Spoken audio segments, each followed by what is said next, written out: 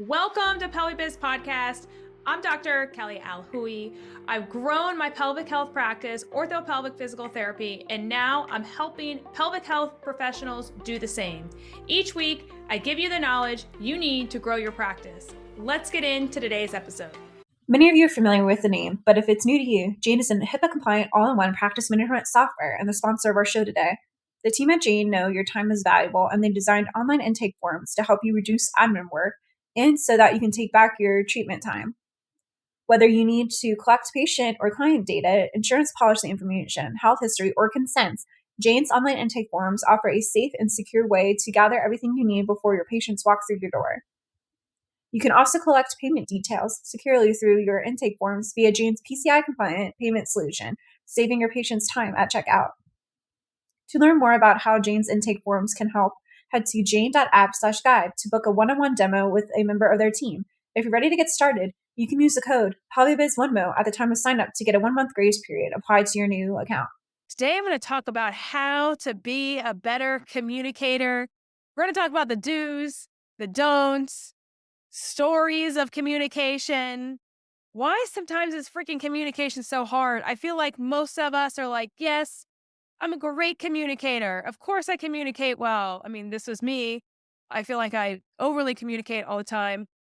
But in some cases, that is definitely not the case. And things can be done a lot better. So, I have so much to say over this. All right. So, number one, what I've learned when it comes from a business standpoint and communication, personally, I think you should over communicate rather than under communicate. Overly communicating to me has much better outcomes than under communicating. When there is under communication happening, okay, and let's just say it's a team member, and you and the team member, you're both doing your task that you have, and the team member is not communicating to you what's happening. Well, then how do you know what that person's task is doing? And then how do you know that you're not double dipping on that task? Or how do you know what that person's experiencing when they're not sharing anything of what they're doing all day long? And you're like, what are they doing all day long? I don't really know because they're not communicating that with me, even if you do ask them. So what I found, there's like 3 different scenarios that can happen. You got 2 over communicators that come together and they both overshare. They get the oversharers. You got the other people that are undersharers that are just like, yep, yeah. And they just give you one word like feedback. And you're like, great. And then there's the couple that's like, one's the oversharer and one's the undersharer. And one person just dominates the conversation, and the undersharers have lots of thoughts going on in their head, but they don't say anything. So to negate any scenarios coming down the pipe is you really want to, number one, learn how people best communicate because every single person is different. So when anyone comes on my team, I always am asking them like, hey, how do you like to communicate? Are you a verbal person? Do you like to-do list? Do you like an email? Do you want to put in Voxer? Like, how do you want to communicate? Because that way they like to communicate tells me kind of a little bit about their personality. So for me, I personally am a verbal communicator. If I have to write something down, it does not come out like it's in my head. But if I can just talk it out with you, it comes out exactly how it's in my head, maybe too much, because I will just say things that maybe you probably shouldn't say out in public, but it will just come out. Okay. So I tend to be the over communicator typically in real life, but sometimes in business, I will hold back and be a little bit more reserved because maybe I feel like everyone doesn't need to know everything, even though they believe they should know everything. So just remember that, like, number one, what kind of communicator are you? And if you have staff or if you have employees, you should ask them how they would like to communicate so that we can all be on the same page and work together as a team. So I think that's important. Number 2, I would develop systems, whether or not that's on like a Slack channel or Trello board or Voxer, and have a system of if this happens or they have a question of this, how then can you communicate better? So let's say I have a person on staff and they have a question about treatment. What's the best way that they're going to communicate to me? Is it going to be through the Voxer? Maybe. People that don't know the Voxer, by the way, it's just an app that it's like a walkie talkie and you can verbally talk into. Okay.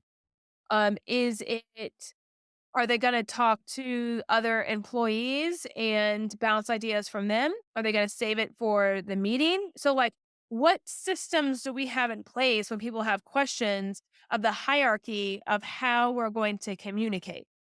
So, another system I have is everything goes through my manager. Any questions that anyone has, it could be as simple as, "What shirt are we gonna wear tomorrow?"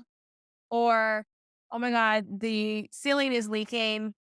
Who do we call for maintenance on this?" or whatever else. Like, everything filters through the manager, and then the manager filters to me. So you wanna have a hierarchy, otherwise, you're gonna get the smallest questions every single second of the day, and you're gonna be like, "Look, I can't handle this. There's no way I can answer all these questions." So you need an in between you, and I believe, maybe not everyone's like this, um, but I believe that, you do need some kind of manager to help, manage everyone, and that you are not like the go-to person when you get to a certain level, just so you guys know. So, I think that's big, having an in-between communicator, and even I'm trying to go even bigger than that, of having my manager communicate to my personal assistant, which then my personal assistant communicates only with both companies, with PelviBiz and OrthoPelvic, and I only hear from my executive assistant, what's happening with them. So, that way, it's very structured and there's no communication loss, and there's a hierarchy to where you are helping really solve, like, a problem shouldn't come to me unless it was something that's really, big, because I have other people in place that are gonna help solve those problems, and then it saves my headspace so that I'm able to think, try to move the company forward, and continue, to progress. I think that's very important to have systems in place, and then, also too, like, people may have boundaries, just remember that. So, let's just say I'm at work and I'm like, "Oh," or maybe, okay, it's after 5 o'clock and I'm at home and I was like, "Man, I really need to tell the staff something." Is it okay for me to send a voice message to all my staff at 7, 8 o'clock at night? And is there an expectation that they need to respond? So my staff does not have to respond to that. Um, but is there an expectation for that? And, what's the communication around that? Are we going to, use that outlet? Or if only anything important goes in there, that we're going to get a text at 7 o'clock at night if something happens, and then everything else needs to be in email form. So what system, again, this goes back to systems. And some of this is trial and error too. You may not know what system are you going to have in place so that you guys can better communicate internally, with each other, to have better outcomes. Another thought of this is we use Jane as our software, right? So we use software called Jane app, and how we better communicate internally is we have, 6 different PTs, and instead of, writing out all of our notes and all that kind of stuff, we have where you can star it, and when you hover over the person's name, it can come up, like, quickly what you would do with them. So what we do, we have an internal system that's like, step 1, visceral mobilization. Step 2, pull at the labias. Step 3, internal exam and hit 11 o'clock. Step 4, take them to the gym and do 10 jumping jacks, 20 squats at this weight, and blah, blah, blah. So, like, the next therapist that sees them, everything is clearly laid out in 2 seconds. They hover over the name and they are able to just implement what they need to be doing. So that is an internal communication system that we have. And then in addition to that, it tells us what part of the program that they're on. So we'll also put in parentheses and put like pressure control. And then that means they're in that membership that we have created in that product, and then we know that they're getting access to this membership. So there are so many internal communication systems that maybe you guys have as well. Maybe you haven't spelled it out as clearly, but this is the systems you got to lay out to help build a company, to help move it forward. And everyone's got to be on the same page. So that's huge. And if they also got to be motivated to like do the thing so that they're not the slacker of the group to where they're like, oh, I'm the one holding everyone back because I can't communicate well. Like you just don't want that person on your team. You know what I'm saying? Like, so that's huge. What else do I have to say? Let me think here. About communication. Um, Let me think. Ask good questions. Understand people. I think that's big. Understand where people are coming from rather than just thinking it has to be one way. Let's see. Have a log, I would say, that shows, like, let's say if someone's remote. Let's say if you guys have a virtual assistant. Have a log that shows every single day what that virtual assistant's doing so that like, hey, this is what they did today. Otherwise, if they're like in a different state, how do you know what's getting done? And not that you don't trust them. It's just like, how do you know what was done for the day? You don't know.